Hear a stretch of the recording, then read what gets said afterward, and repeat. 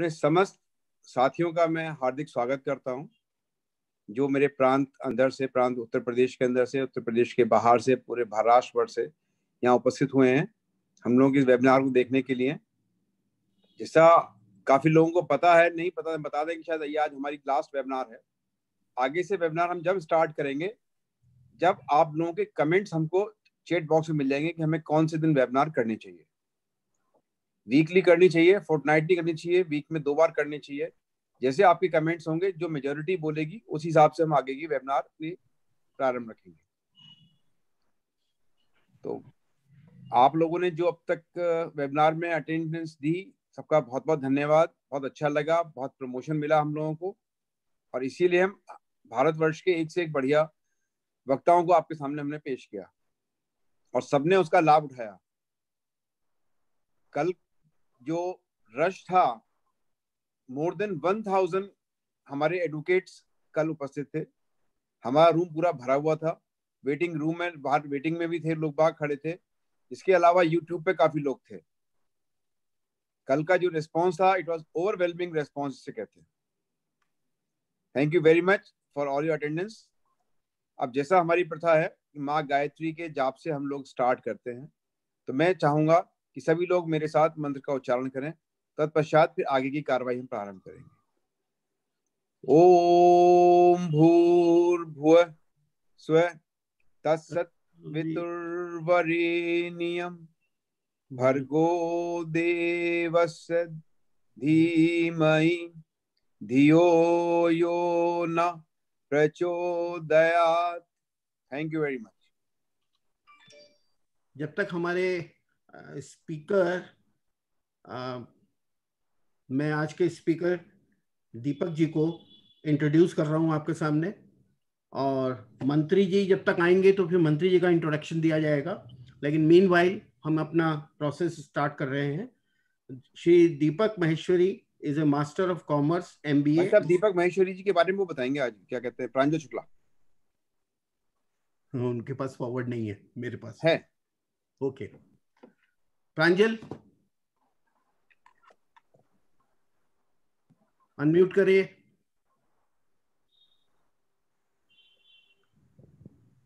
प्रांजल unmute करिए।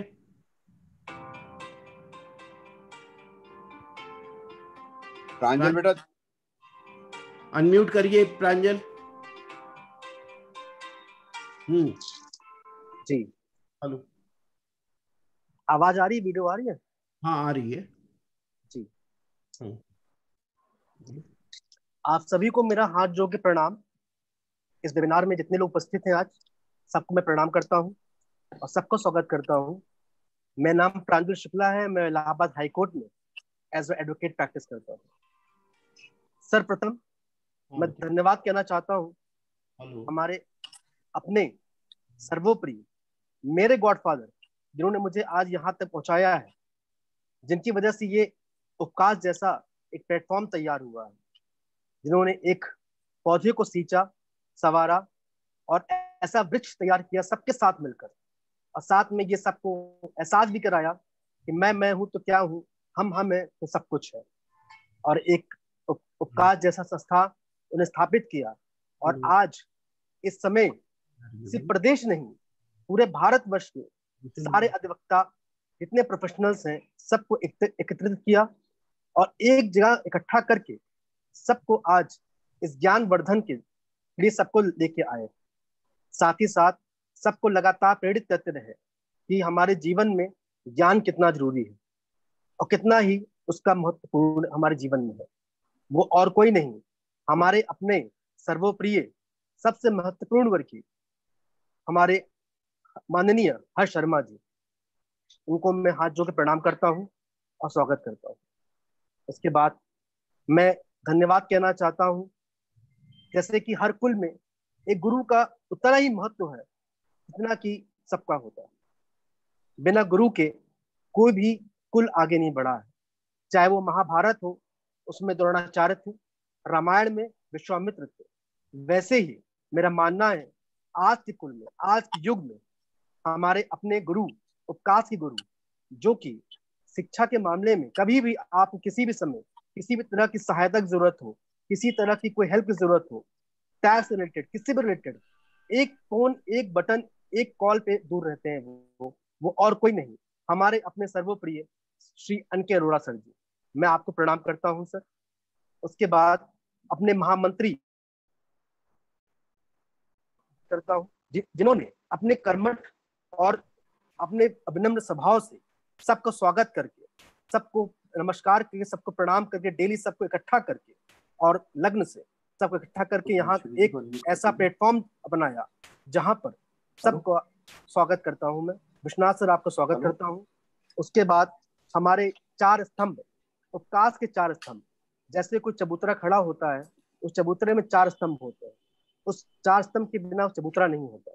वैसे ही हमारे प्रांत की उपाध्यक्ष श्री विजेंद्र सिंह बघेल साहब, श्री विक्रमजीत सिंह भदौरिया, श्री प्रेम शंकर उपाध्याय, श्री रमाशंकर मिश्रा जी, मैं आप चारों का हार्दिक दिल से स्वागत करता हूं इस उपकाश वेबिनार में। और अपने कोषाध्यक्ष जो अलीगढ़ से हैं, मुकेश कुमार शर्मा जी, उनका भी इतना ही महत्वपूर्ण है, क्योंकि बिना कोषाध्यक्ष के कोई भी चीज नहीं चल सकती है। मैं उनको नमन करता हूं। अपने संयुक्त सचिव जो कि अजय कुमार गोयल जी, राम प्रकाश मिश्रा जी, धर्मेंद्र कुमार द्विवेदी जी और हर्षित गर्ग जी, मैं आप सभी चारों लोग का मैं स्वागत करता हूं और धन्यवाद कहता हूं कि आपके सहयोग से एक ऐसा प्लेटफॉर्म बना जिसकी वजह से हम सब इकट्ठा होके, एकत्रित होके आज एक इतने विद्वान एमिनेंट स्पीकर्स को लाकर हम सबको एक ज्ञान देने की कोशिश कर रहे हैं, एक जगह बैठ के। आज लॉकडाउन के समय, जबकि लोग बिल्कुल लॉकडाउन, बिल्कुल घर में कैद है, कुछ नहीं कर सकते हैं, फिर भी टाइम को कैसे यूटिलाइज किया जाए, इस चीज के बारे में आप और हमारे अध्यक्ष हर्ष शर्मा अंकल सर ने साथ होकर एक ऐसा प्लेटफॉर्म तैयार किया। हमारे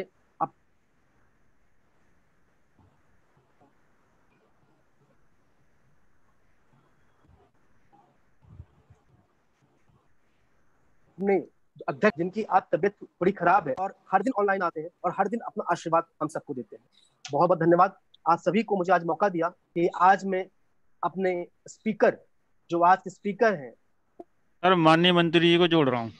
ठीक है सर, जोड़िए जोड़िए। उनके बारे में आज मैं 2 बातें उनके बारे में कैसे जी। तो वैसे तो उनको किसी भी पहचान की जरूरत नहीं है। हमारे दीपक महेश्वरी सर जी, आपको प्रणाम करता हूं मैं, वो आप ऐसे ही एमिनेंट हैं, आपको सभी जानते हैं। और सबसे बड़ी बात यह है कि इस वेबिनार की शुरुआत में पहले आप ही ने शुरुआत किया था, और आज जैसे हर्ष शर्मा सर ने बताया, आज की डेट में आज ये हमारा आखिरी सेशन है और अंत भी आपके द्वारा ही हो रहा। आपको हर कोई पूरे प्रदेश में, पूरे भारतवर्ष में ऐसा स्पीकर, ऐसा good speaker, as a lawyer सभी जानते हैं। फिर भी मैं चाहूंगा कि आपके बारे में 2 बातें कहकर मैं सबको रूबरू कराऊं कि आपके व्यक्तित्व क्या है। Mister Deepak Maheshwari is a master of commerce, MBA, law graduate. He is one of the respected dynamic economic and socialist taxpayer lawyer.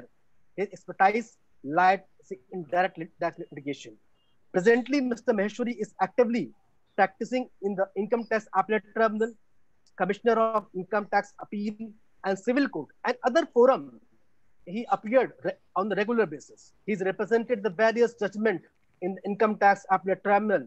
By his diligent knowledge, the number of landmark judgment has been passed by the Honorable Appellate Tribunal. He is also actively participating in the number of activities by ITAT and Bar Association. He has always expressed his views for the benefit of businessmen and professionals on various platforms. He is providing legal support and guidance to some of the top clients in the country for the development of their business through its consulting firm, that is PMC Tax India, and other many pan-India companies in which also come for his consultancy. He's conducted many national level tax management seminars in which well-known industrialists and had participated and understood compliances under income tax, economical issues, and some of the seminars as like Mr. Subhas Lakhotia, also known as Tax Guru, and Mr. Chandpal, retired secretary of MSME Government of India, has also shared their views. And most important, his article was published in the souvenir of the National Seminar of Income Tax and Budget 2016 was selected as the best article of the year. This is big deal. This is big deals. I really appreciate of this thing.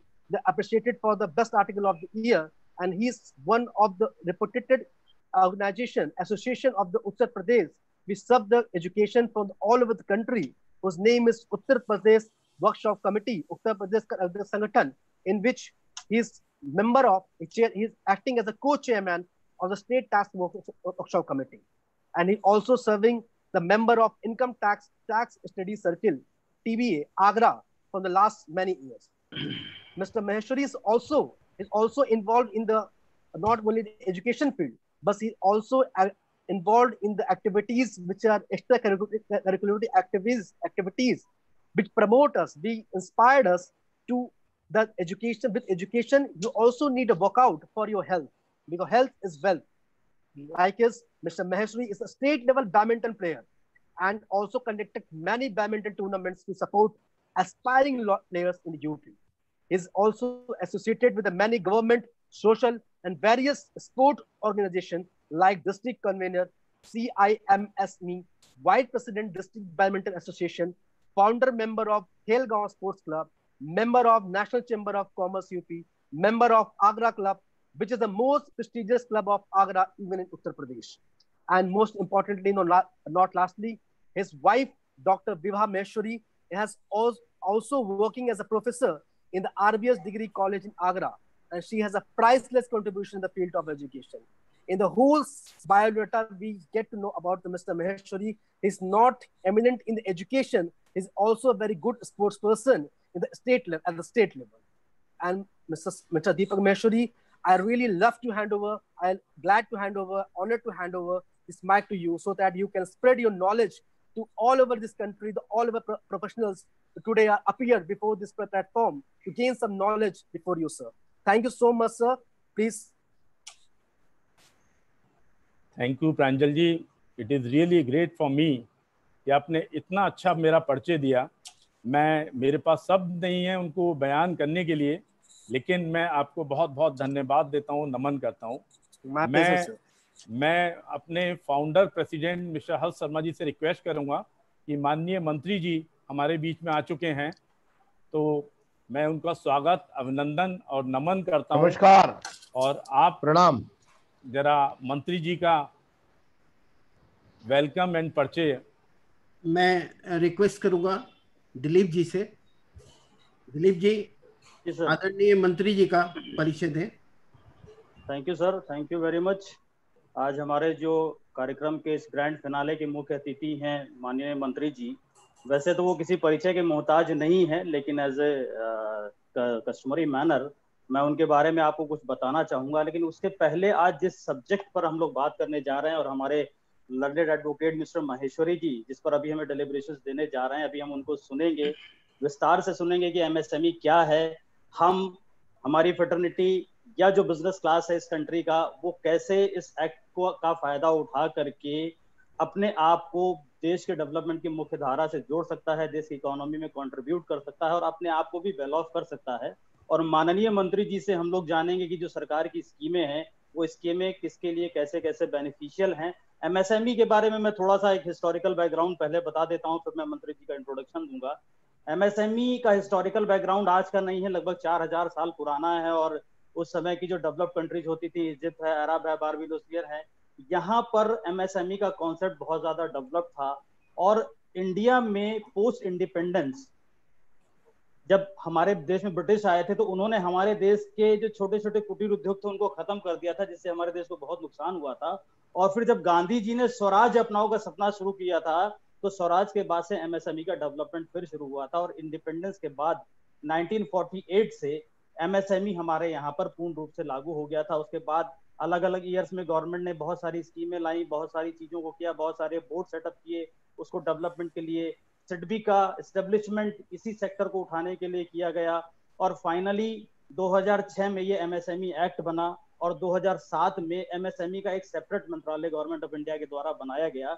और इसी act के आ जाने के बाद जो MSME sector है वो बहुत ज्यादा बूम पर हुआ और देश के डेवलपमेंट में बहुत ज्यादा सहायक हुआ.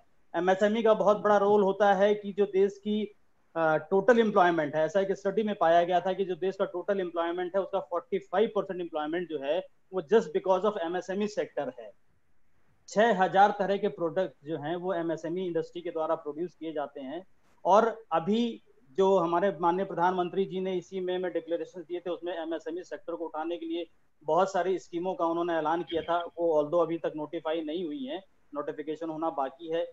बाकी एमएसएमई क्या है, उसका लीगल फ्रेमवर्क क्या है, हमारे लिए कैसे बेनिफिशियल है, ये अभी हम महेश्वरी जी से डिटेल में सुनेंगे। आज हमारे बीच में माननीय मुख्यमंत्री जी, माननीय मुख्य अतिथि जी जो अतिथि हैं वो फिर मैं कहूंगा किसी परिचय के मोहताज नहीं है। जो आदरणीय Chaudhary Udaybhan Singh ji, state minister MSME and export promotion, government of Uttar Pradesh. आपका जन्म 31 दिसंबर 1946 को भारत में हुआ और देखिए आपका जन्म हमारे देश के लिए कितना महत्वपूर्ण था। 1946 में माननीय मंत्री जी का जन्म हुआ और 1947 में ये देश आजाद हो गया। मंत्री जी इस देश की आजादी लेकर के ही इस धरती पर आए थे। आपने फतेहपुर सीकरी कॉन्स्टिट्यूंसी से आप एमएलए हैं। आपने एमए और बीएड की डिग्री आगरा यूनिवर्सिटी से ली है और आरएसएस के 1964 से एक्टिव मेंबर हैं। माननीय मंत्री जी 1991 से एक्टिव पॉलिटिक्स में आ गए थे और 1993 में आप पहली बार दयाल बाग आगरा सीट से एमएलए चुने गए और एक रिकॉर्ड बनाया था उन्होंने 57,000 वोट से इस सीट को जीतने का। 1991 से लेकर के 1996 तक आगरा डिस्ट्रिक्ट के भाजपा अध्यक्ष के रूप में आपने पार्टी को सर्व किया। आपने 1991, 93, 96, 2002, 2007, 2012 में यूपी विधानसभा चुनावों का संचालन किया। वर्ष 2000-2005 में जिला पंचायत के चुनाव का भी कमान संभाली। 2004-2009 में आगरा लोकसभा चुनाव का भी संयोजन किया। 1966 से लेकर के 1989 तक उत्तर प्रदेश माध्यमिक शिक्षा संघ में प्राथमिक इकाई से प्रदेश स्तर के विभिन्न पदों पर आप आसीन रहे। आप उस लड़ाई को लड़ने के लिए कई बार जेल भी गए और आपने एक हिस्ट्री क्रिएट करी है कि इस देश में पहली बार उत्तर प्रदेश में अध्यापकों के लिए वेतन अधिनियम लागू हुआ था, जिसका क्रेडिट पूरा का पूरा माननीय मंत्री जी को जाता है। समाज सेवा और आरएसएस के साथ जुड़ के देश की सेवा करने के लिए जो देश सेवा उन्होंने करी है उसको कहने के लिए शब्द कम है। उनकी अगर मैं लिस्ट लेकर के बैठूंगा तो शायद ये वेबिनार उन सेवाओं को बताने में ही खत्म हो जाएगी। और फाइनली 2017 में आप फतेहपुर सीकरी विधानसभा सीट से भारतीय जनता पार्टी से चुनाव लड़े, एमएलए बने और 2019 में आपने इस पद को संभाला, state minister MSME and export promotion. तो मैं उपकाश की तरफ से, उपकाश के सारे मेंबर्स की तरफ से, उपकाश के अध्यक्ष की तरफ से माननीय मंत्री जी का बहुत बहुत स्वागत करता हूं और ये उम्मीद करता हूं कि आज माननीय मंत्री जी का जो वक्तव्य होगा उनसे हम सब बहुत ज्ञानवर्धन होंगे और हम सब बहुत लाभान्वित होंगे। एक बार पुनः मंत्री जी का बहुत बहुत स्वागत है। हम सब लोग अगर अपनी ही सीट से बैठ करके एक बार ताली बजा देंगे तो माननीय जी का स्वागत हो जाएगा। मैं निवेदन करूंगा सब लोग अपनी सीट से एक बार ताली बजा दें। Thank you very much. Thank you. मैं रिक्वेस्ट करूंगा दीपक महेश्वरी जी से कि आज का प्रेजेंटेशन दें ताकि मंत्री जी से हम लोग कोई क्वेश्चंस कर सकेंगे। Thank you very much Dilip ji, आपने बहुत अच्छे तरीके से मंत्री जी का परिचय जो दिया है वो काबिल तारीफ है। मैं आज की इस टॉपिक को, जो कि बहुत बर्निंग टॉपिक है दोस्तों, और अगर हम बात करते हैं तो आज के इस सेमिनार में विधि बाड़ी में मैं अपने MSME and export promotion minister mister Udaybhan Singh ji का दोबारा से स्वागत करता हूं, अभिनंदन करता हूं और नमन करता हूं कि इन्होंने आज यहां आके हमें एक मार्गदर्शन दिया, नई ऊर्जा प्रदान की और उपकाश के लिए एक ये बहुत बड़ा दिन है कि आज एमएसएमई मिनिस्टर हमारे बीच में पधारे हैं। दूसरा, मैं अपने फाउंडर प्रेसिडेंट मिस्टर हर्ष शर्मा, उनका मैं स्वागत, अभिनंदन और नमन करता हूं कि आज उन्होंने उपकाश को जिन ऊंचाइयों पे पहुंचाया है और वो निरंतर इस दिशा में वर्क कर रहे हैं कि उपकाश एक लेवल पर पहुंच गया है कि इसको मेरे को यहाँ पर बयान करना बहुत बहुत कम टाइम में इतनी बड़ी चीज़ें मेरे को बयान करना वो रहेगा।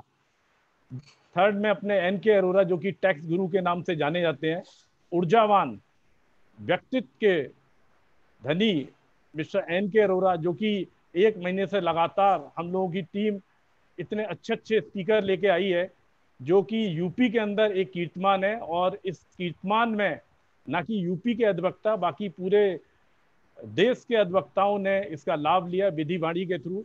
मैं आपको बहुत बहुत धन्यवाद देता हूं। अपने general secretary mister Vishwanath Mishra, जो कि कम बोलते हैं और पीछे इतना काम करते रहते हैं, मैं उनको नमन करता हूं। उनके बारे में जितने भी शब्द हैं वो मेरे लिए कम है, मैं उनके नमन से उनको बताता हूं। हमारे ठेकेदार मुकेश गुप्ता जी, और सबसे बड़ी चीज जो मेरे यहाँ पर प्रोफेशनल कलीग हैं, उनको मैं नमस्कार करता हूं कि आज इस वेबिनार में आए हैं। उनका स्वागत, अभिनंदन। आगरा के ITAT के मेरे बहुत सारे मेंबर जो मैं देख पा रहा हूं वो आज अवेलेबल हैं। मैं खासतौर से प्रदीप कुमार सहगल जी, जो कि हमेशा मोटिवेटर और मोटिवेटिंग का काम करते हैं हमारे ITAT बार में, मैं उनका अभिनंदन करता हूं। मैं बघेल साहब का, मैं जैन साहब का, मैं मनोज जी का, मैं सुनीता जी का, और आगरा के जितने भी मेरे दोस्त और कलीग। तो एक ऐसे टॉपिक को लेके आया हूं जो टॉपिक आज के टाइम में सबसे ज़्यादा नीड है। अगर आप देखें तो सिर्फ 3 तरह की चीज़ें इस समय सर्च हो रही हैं गूगल पे। पहला आदमी मास्क सर्च करता है, दूसरा सैनिटाइजर सर्च कर रहा है, और सबसे ज़्यादा जो सर्च हो रहा है वो है MSME सेक्टर। लोगों को ये देखना है कि क्या है वास्तव में ये MSME, और गवर्नमेंट ने इसमें क्या क्या प्रमोशन डेवलपमेंट हम हमारे क्लाइंट और बिजनेस एंटिटी के लिए प्रोवाइड किए हैं। तो मैं अपनी PPT के थ्रू, जो मैंने पिछले 7 डेज से दोस्तों बनाई है, और इसमें आप लोगों के रोल को भी मैं बहुत अच्छे से डिफाइन कर रहा हूं। मैं चाहूंगा कि इसको शेयर करा जाए। एक सेकेंड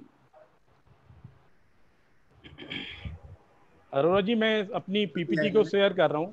कर दीजिए, करिए। कर दिया मैंने, एक सेकेंड।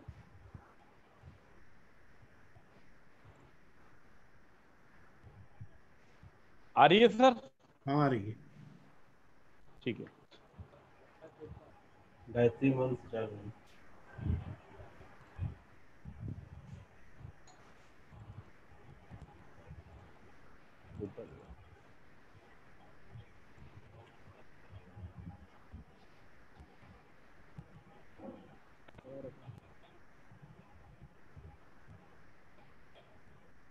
मैं आप लोगों को आज के इस टॉपिक के बारे में दोस्तों कुछ नए कॉन्सेप्ट को लेके आया हूं, जो कि आज की इस पेंडेमिक कोविड-19 में जो हम लोगों को प्रॉब्लम फेस हो रही है, मैं जस्ट उस पर आपसे कुछ चर्चा करना चाहूँगा फ्रेंड्स।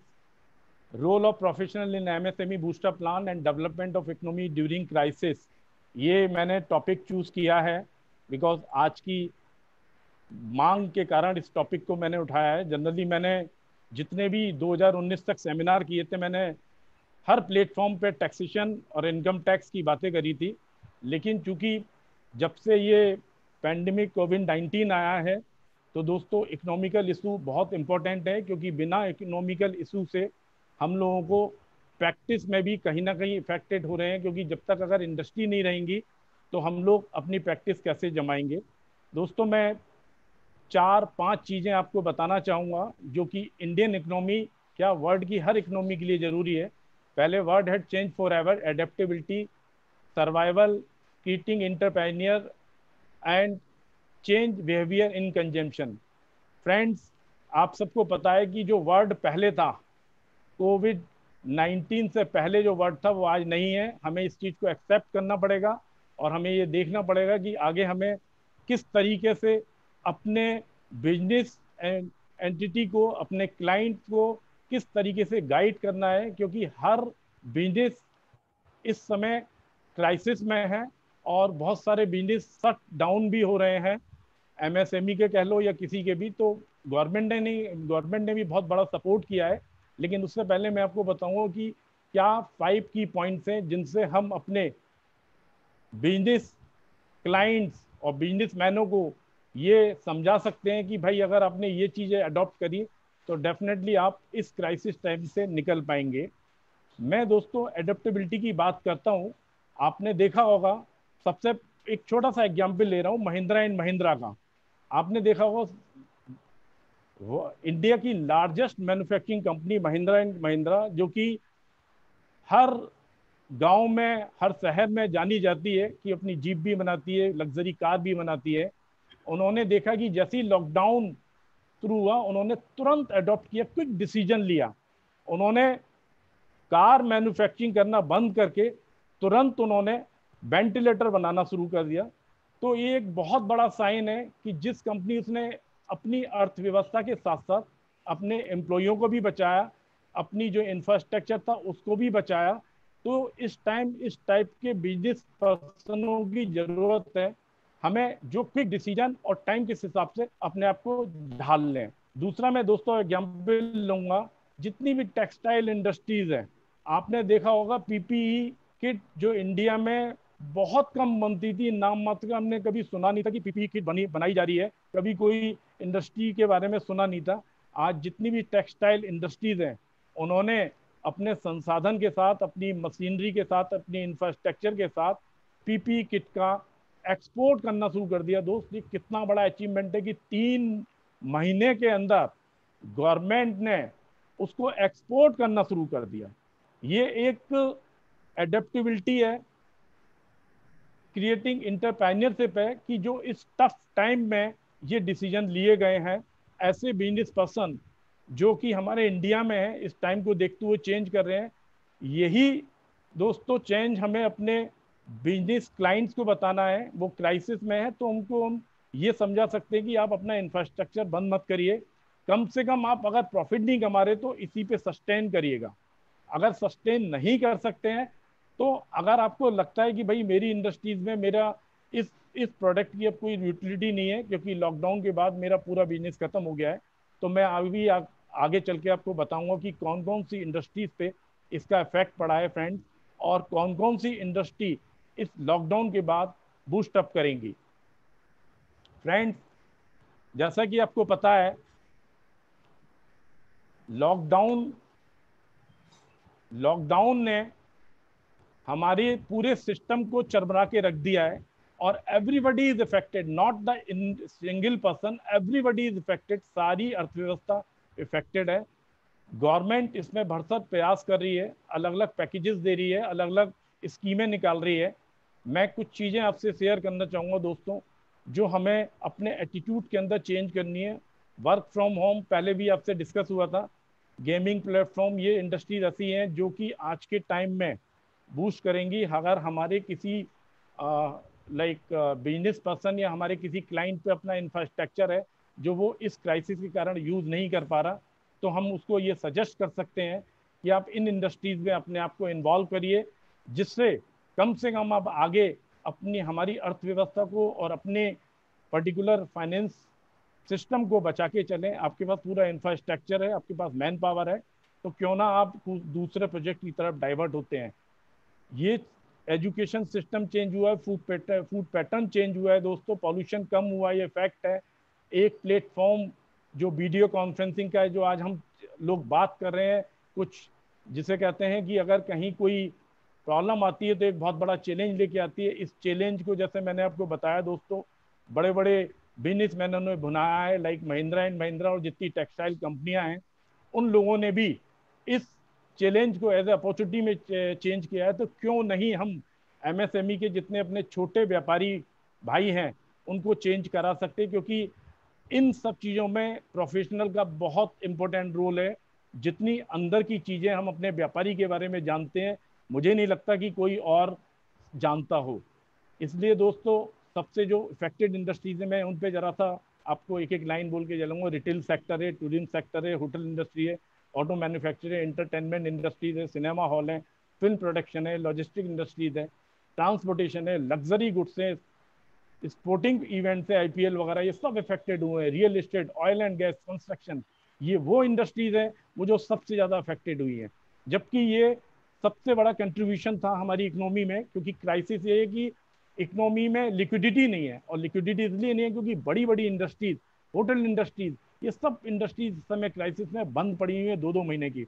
मैं आपको एक छोटा सा एग्जाम्पल देता हूँ, शायद आपने देखा होगा मारुति इंडिया, जिसने कि अप्रैल मंथ में जीरो सेल करी है। क्या आप इमेजिन कर सकते हैं मारुति की अप्रैल मंथ में जीरो सेल?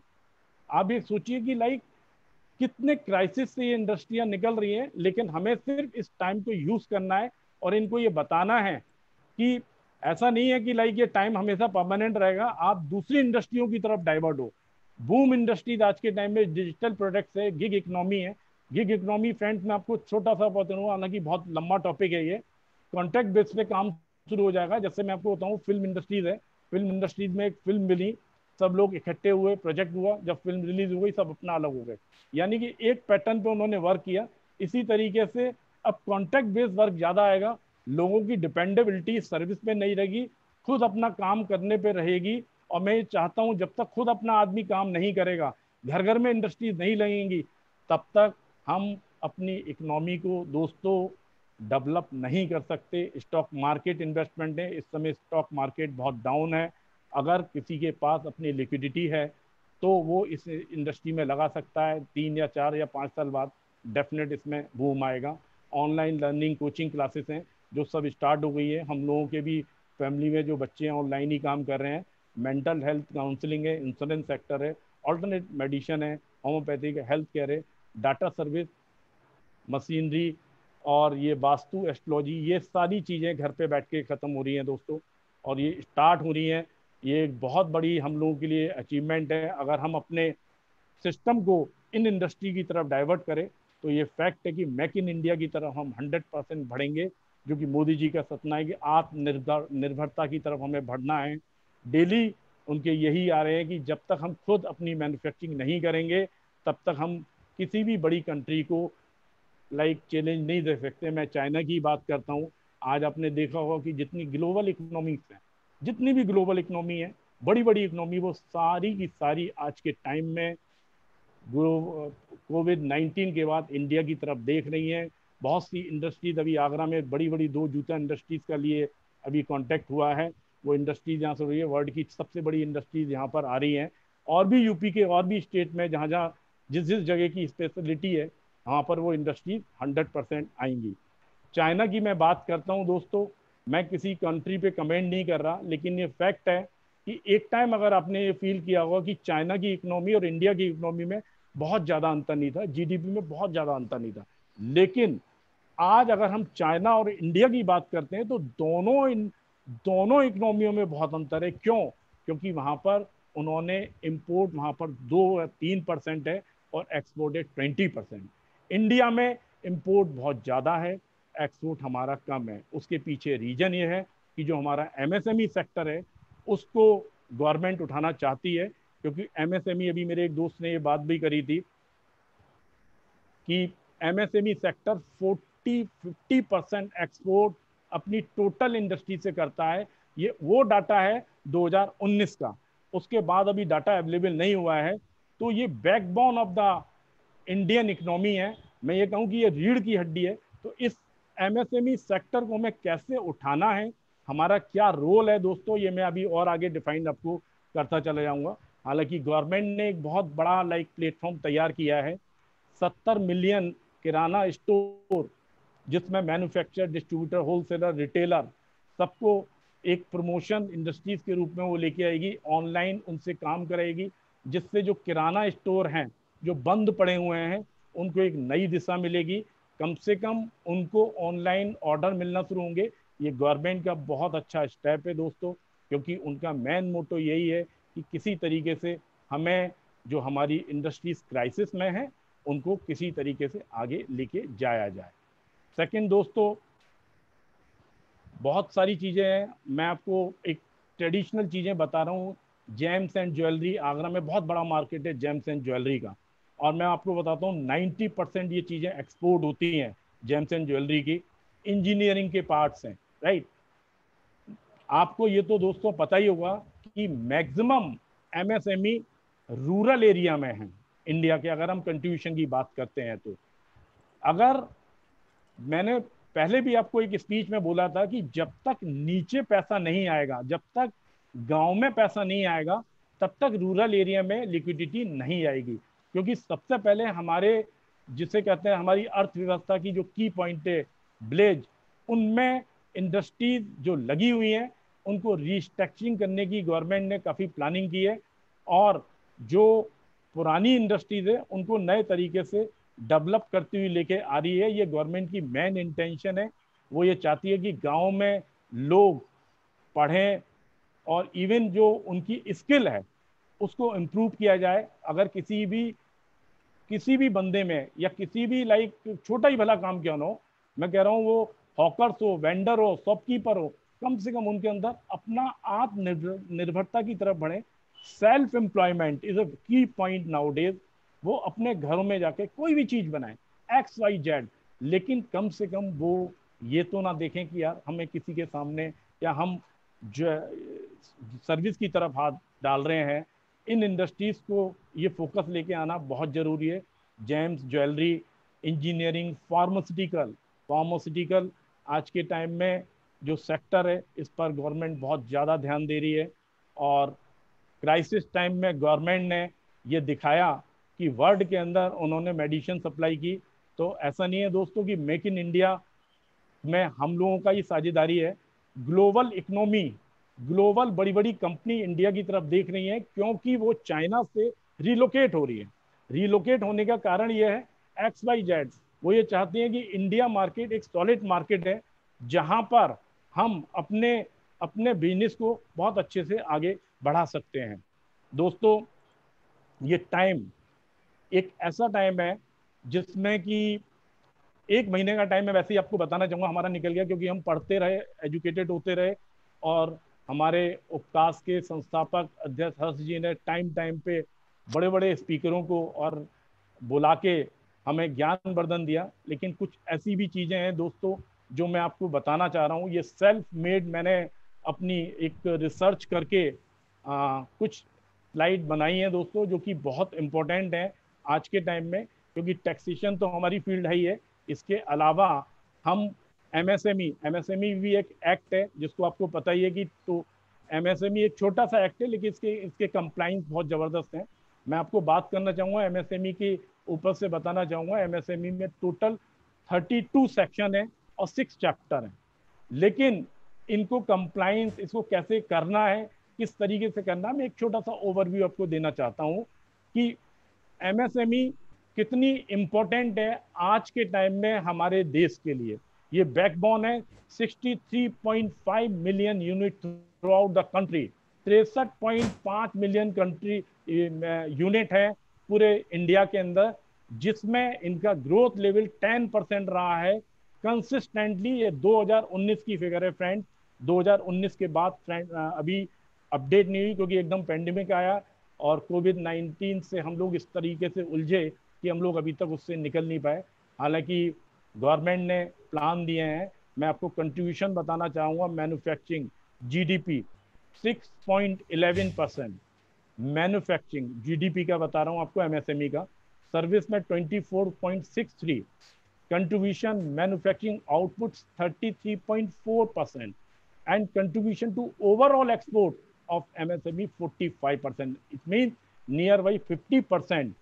50% MSME का एक्सपोर्ट पे डिपेंड। मतलब गवर्नमेंट की अगर हम बात करते हैं तो टोटल MSME का जो प्रोडक्शन है, सर्विसेज है, वो 50% एक्सपोर्ट होती हैं। ये हमारे लिए एक बहुत बड़ा अचीवमेंट है। इसीलिए गवर्नमेंट ने ये सोचा कि क्यों ना हम इस सेक्टर पे ध्यान दें।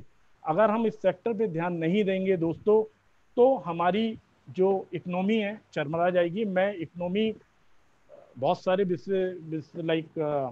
एक्सपर्टों ने MSME के बारे में और अपनी GDP के बारे में और अपनी इकोनॉमी के बारे में बहुत सारी बातें करी हैं।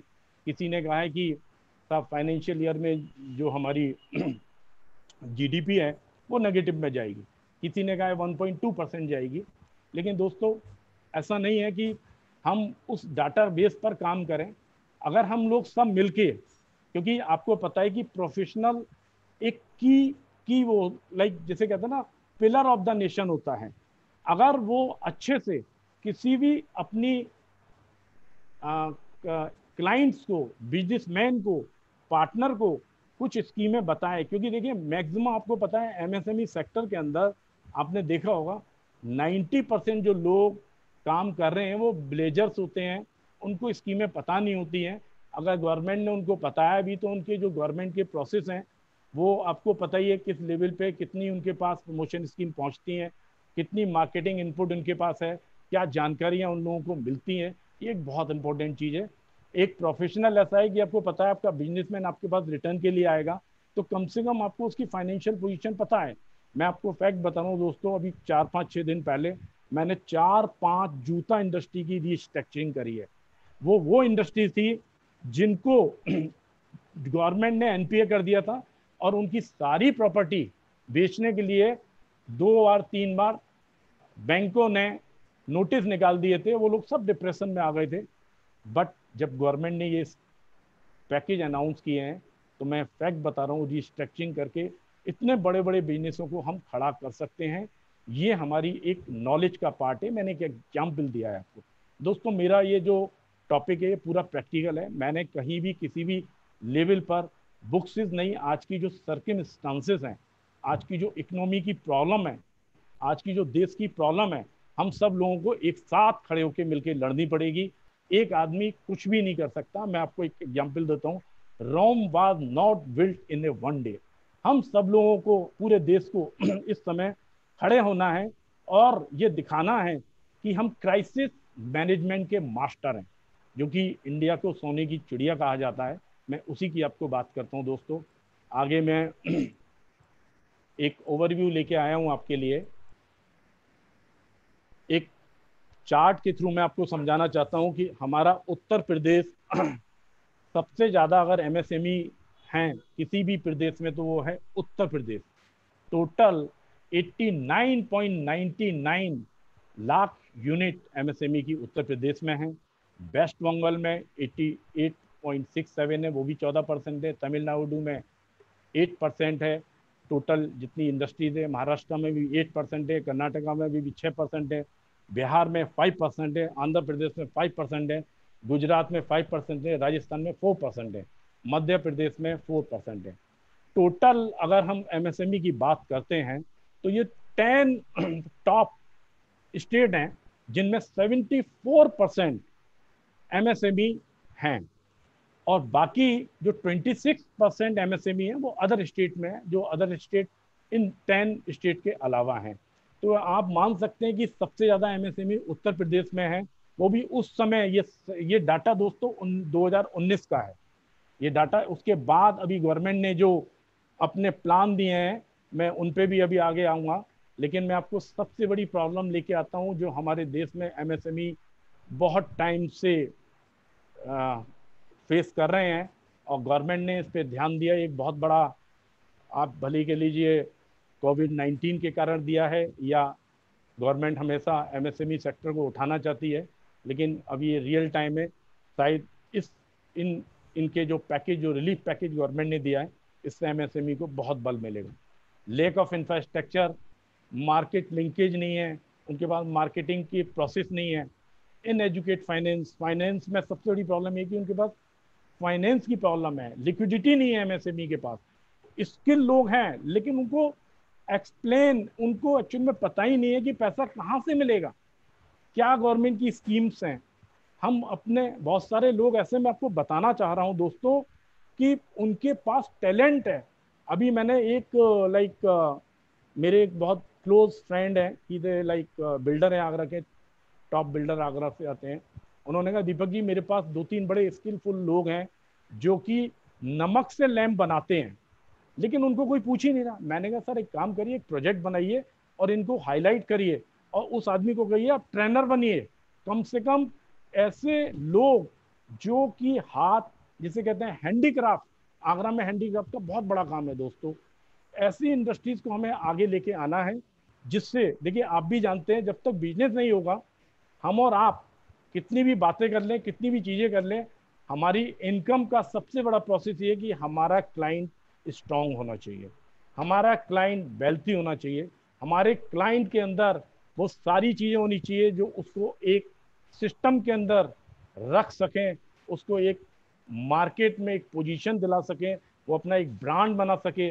वो बहुत सारी चीज़ें जिसमें रोल प्रोफेशनल का बहुत इंपॉर्टेंट है फ्रेंड्स। लो प्रोडक्शन कैपेसिटी, बहुत सारी चीज़ें, पुरानी टेक्नोलॉजी लोग एमएसएमई में यूज़ कर रहे हैं, इनको भी मैं चाहता हूँ कि ये गवर्नमेंट का ध्यान अब गया है और गवर्नमेंट इसमें बहुत काम कर रही है। मैं माननीय मंत्री जी से कहूँगा, मंत्री जी आप सुन पा रहे हैं मुझे सर? हेलो अरोरा जी, आवाज आ रही है मेरे पास? बिल्कुल आ रही है, आ रही है। आई एम ओके, आप like everybody is listening me? Yes yes, you continue. Okay, thank you. तो फ्रेंड्स, अब मैं बात करता हूं जो गवर्नमेंट ने बूस्टर प्लान दिया है। जो गवर्नमेंट ने बूस्टर प्लान दिया है, आप सबको पता ही है कि गवर्नमेंट इस समय बहुत जबरदस्त तरीके से एमएसएमई को, जो एमएसएमई सिक यूनिट हैं, एनपीए यूनिट हैं, और वो यूनिट जिनको वास्तव में लिक्विडिटी की जरूरत है, गवर्नमेंट ने अब इन पे ध्यान दिया है। एनबीएफसी फाइनेंस, मैन्युफैक्चरिंग सेक्टर, ये बहुत सारी चीज़ें। और सबसे बड़ा गवर्नमेंट ने जो एक, मैं गवर्नमेंट के लिए इस पे गवर्नमेंट को, हमारी इंडियन गवर्नमेंट को खासतौर से मोदी जी को धन्यवाद दूंगा कि इन्होंने एक बहुत बड़ी सहूलियत इंडियन एमएसएमई के लिए प्रोवाइड करी है।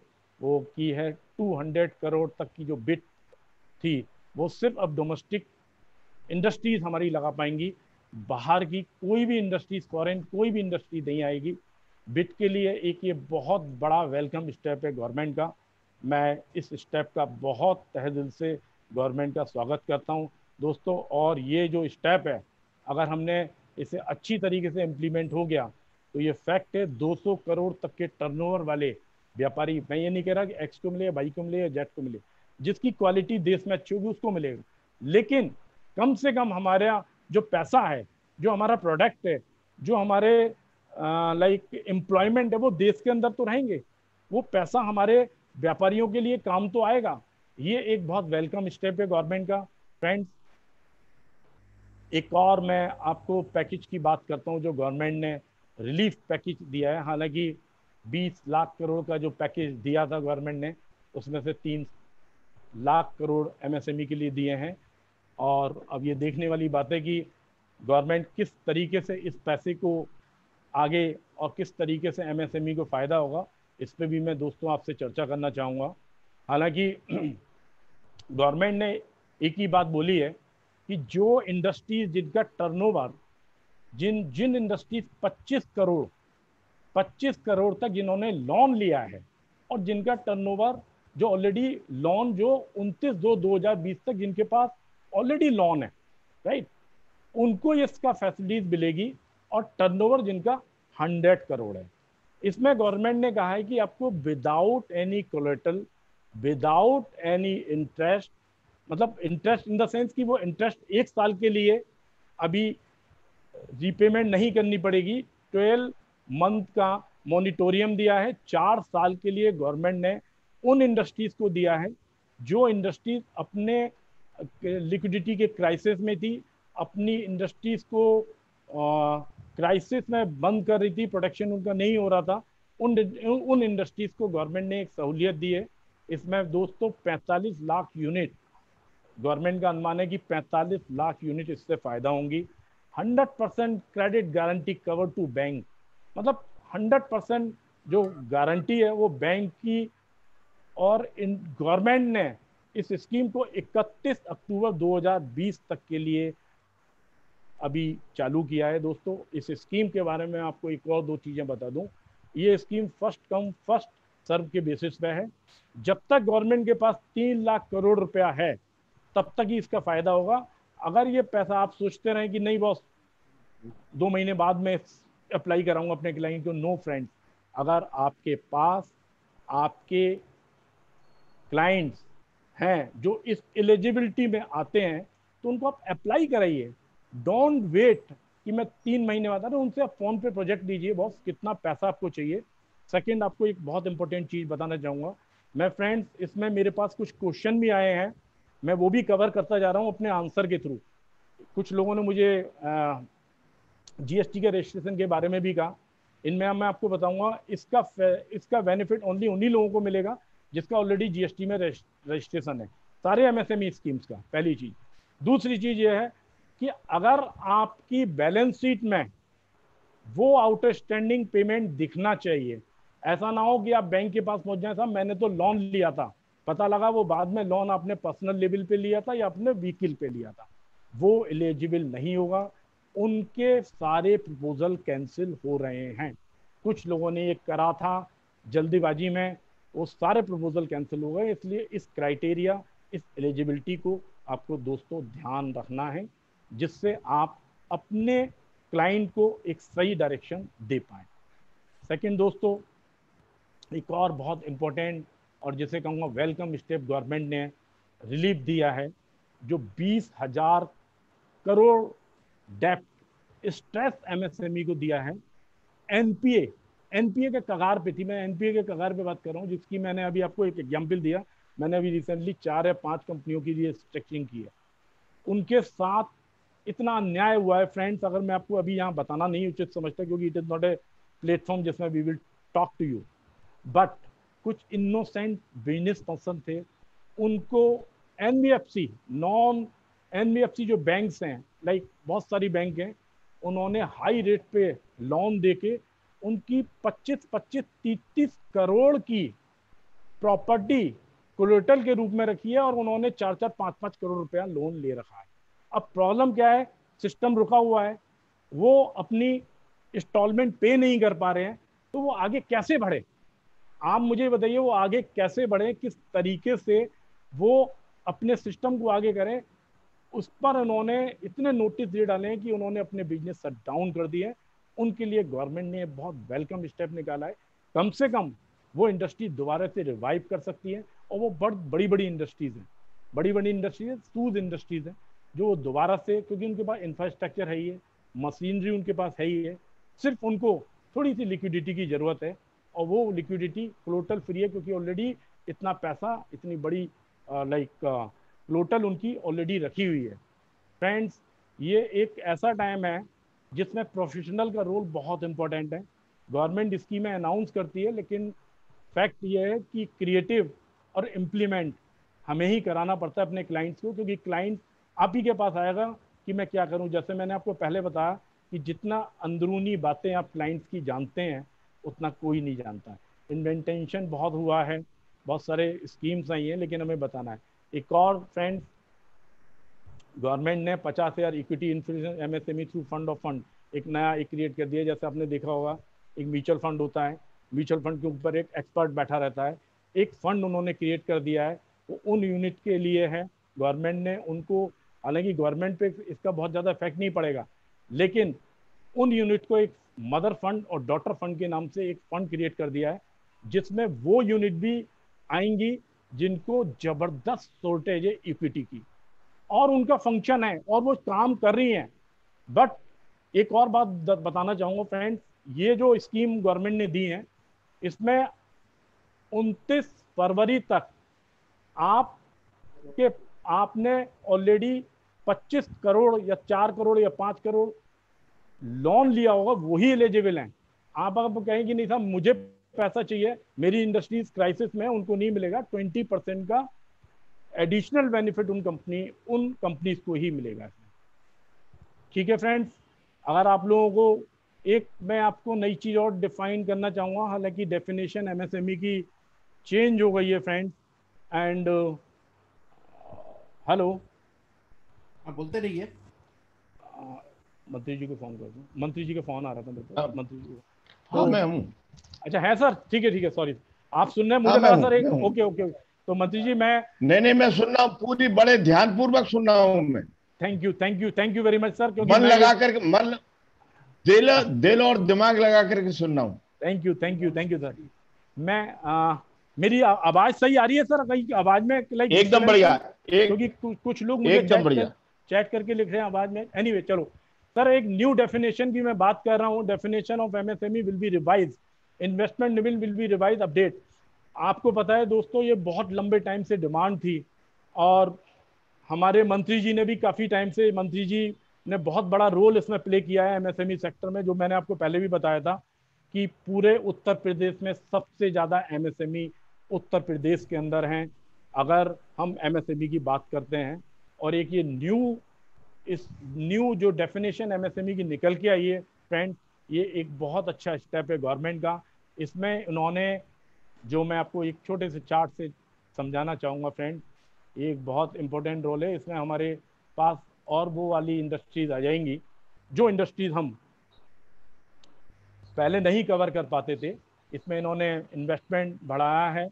पहले सर्विस और मैन्युफैक्चरिंग अलग अलग थी, अब उन्होंने मर्ज करके एक कंपोजिट क्राइटेरिया बना दिया है। इसमें 1 करोड़, 5 करोड़ जो टर्नओवर है, स्मॉल में 10 करोड़, टर्नओवर 50 करोड़ है वो आएंगी। मीडियम इंटरप्राइजेस में 20 करोड़ एंड टर्नओवर जिनका 100 करोड़ है वो इंडस्ट्रीज आएंगी। ये एक बहुत वेलकम स्टेप है गवर्नमेंट का कि उन्होंने एमएसएमई का एक पूरी डेफिनेशन चेंज कर दी है। इससे हमारे जितनी भी अदर्स यूनिट्स हैं, अदर इंडस्ट्रीज हैं जिनके टर्नओवर ज़्यादा है, वो भी इस स्कीम का फ़ायदा ले लेंगी। ये एक वेलकम स्टेप है सर। मैं वास्तव में गवर्नमेंट को इस चीज़ के लिए तो अपने दिल से बधाई देता हूँ, क्योंकि जो एमएसएमई सेक्टर है उसके लिए बहुत बड़ा स्टेप है। फ्रेंड्स, एक और बहुत बड़ा स्टेप जिसे कहते हैं आत्मनिर्भर भारत के लिए, मेक इन इंडिया बनने के लिए जो गवर्नमेंट ने किया है, जिसको कि मैंने आपको थोड़ा सा ब्रीफ में डिस्कस किया था कि जो ग्लोबल टेंडर है, ग्लोबल टेंडर डिसअलाउड कर दिए हैं। उन्होंने कहा कि नहीं, सिर्फ हम अपने डोमेस्टिक एमएसएमई कंपनीज को इसका बेनिफिट देंगे, सिर्फ इन्हीं का बेनिफिट देंगे और हम किसी को इसमें बिट नहीं लेंगे बाहर की किसी कंपनी का। मंत्री जी, मैं आपसे एक इस पे सजेशन देना चाहूंगा, अगर आप मेरी बात सुन रहे हैं सर। जी जी जी। इसमें सर सजेशन ये है कि 200 करोड़ तक की तो इंडस्ट्रीज ग्लोबल टेंडर में आ गई हैं। मैं मानता हूँ it is a very good step, और कम से कम आत्मनिर्भरता और सेल्फ एम्प्लॉयड के लिए बहुत अच्छी है, और हमारी प्रोडक्ट क्वालिटी के लिए गवर्नमेंट काम कर ही रही है, नई नई चीज़ें, स्किल्स डेवलपमेंट और प्रमोशन भी कर रही है। इसके लिए मेरा एक सजेशन ये है कि जो 200 करोड़ से ऊपर की कंपनियां हैं, जिसमें आज भी मैक्सिमम बाहर की कंपनियां लाइक यहाँ पर काम कर रही हैं 200 से 1000 करोड़ तक की, उसमें मेरा आपसे सजेशन सर ये है और रिक्वेस्ट भी है कि अगर ये आप इस चीज़ को रखें कि जो बाहर की कंपनियां हैं उनको ये कंपलसरी कर दें कि कोई ना कोई इंडियन कंपनी से आपको कोलैबोरेशन करना पड़ेगा, या 10 या 20 या 25% की पार्टनरशिप करनी पड़ेगी। बहुत अच्छा सजेशन, बहुत अच्छा। हाँ सर, आपको साधुवाद। Thank you sir. इससे ये है कि कम से कम हमारी जो इंडस्ट्री मुझे महेश्वरी जी, हाँ सर महेश्वरी जी बताइए ये जो आपने ग्लोबल इंडस्ट्रीज के साथ में लोकल इंडस्ट्री का कोलैबोरेशन कहा है, वो लिख करके भी दें। बिल्कुल देंगे सर। इसका प्रारूप लिख करके भी मैं अपने फाउंडर प्रेसिडेंट से बोलूंगा और हम आपको एक पूरा रिप्रेजेंटेशन बना के देंगे, जिससे सर कम से कम उत्तर प्रदेश की जितनी सिक यूनिट, जितनी एनपीए यूनिट है और जितनी लाइक स्ट्रेस यूनिट है, उनको कहीं ना कहीं बेनिफिट मिले।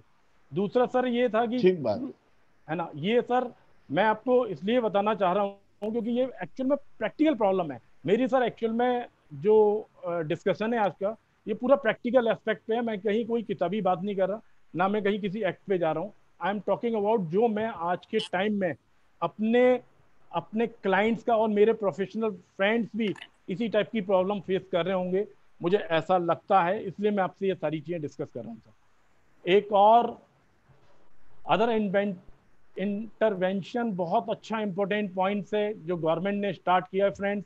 जो हमारी एमएसएमई यूनिट थी, पहले मार्केटिंग के कारण उनके पास टेक्नोलॉजी नहीं थी, उनके पास एक्चुअल में इंफ्रास्ट्रक्चर्स नहीं था, उनके पास क्राइसिस था लिक्विडिटी का। उसके लिए गवर्नमेंट ने एक बहुत ही वेलकम स्टेप उठाया है उनको एनहेंस करने के लिए, उनको ई मार्केटिंग प्लेस के लिए। लाइक पहले भी मैंने आपको बताया था कि अल्टीमेटली जब तक हम लिक्विडिटी को गांव में नहीं डालेंगे, तब तक वो लिक्विडिटी शहर में कैसे आएगी। गांव में लिक्विडिटी आएगी, किसी भी आप वर्ल्ड की किसी भी इकोनॉमी पे देख लीजिए फ्रेंड, सबसे पहले उसके पास पैसा पहुंचना चाहिए जो अपने हाथ से काम करता है, जो हाथ का कारीगर है। उसको डेवलपमेंट करने के लिए गवर्नमेंट ने बहुत स्टेप लिए हैं। हालांकि इस छोटे से लाइक 1 घंटे के टाइम में फ्रेंड मैं जितना आपको एक्सप्लेन कर सकता हूँ वो बताना चाहूँगा। इसमें ये भी एक बहुत वेलकम स्टेप है कि 45 दिन का टाइम लिमिट दिया है, जो कि जिनके पेमेंट्स रह जाते थे एमएसएमई को, इससे बहुत बड़ा बेनिफिट मिलेगा। कम से कम एक गवर्नमेंट ने एक बेंचमार्क लगा दिया है। मंत्री जी और फ्रेंड्स, मेरे आगरा के फ्रेंड्स, आईटीएटी के फ्रेंड्स जो मैं देख पा रहा हूँ आज काफ़ी लोग हैं आईटीएटी से भी, मैं कुछ सजेशन मैंने सेल्फ बनाए हैं फ्रेंड्स, मैं उनको मंत्री जी के सामने डिस्कस करना चाहता हूँ, जो एक बहुत प्रैक्टिकल हैं, जो कि गवर्नमेंट ने जो पैकेज दिया है वेलकम है। हालांकि इस पर मैं ये भी बताना चाहूँगा मंत्री जी की कॉस्ट टू गवर्नमेंट इस पर नहीं पड़ रही है। अगर हम किसी तरीके से इसको आगे पहुंचा सके तो ये बहुत बड़ा स्टेप होगा। 3 लाख करोड़ जो लोन बिजनेस को दिया है गवर्नमेंट ने, it is a welcome step, but इसके साथ interest on loans should have been waived completely for 3 to 6 months. So, और rate of interest loans should have been decreased.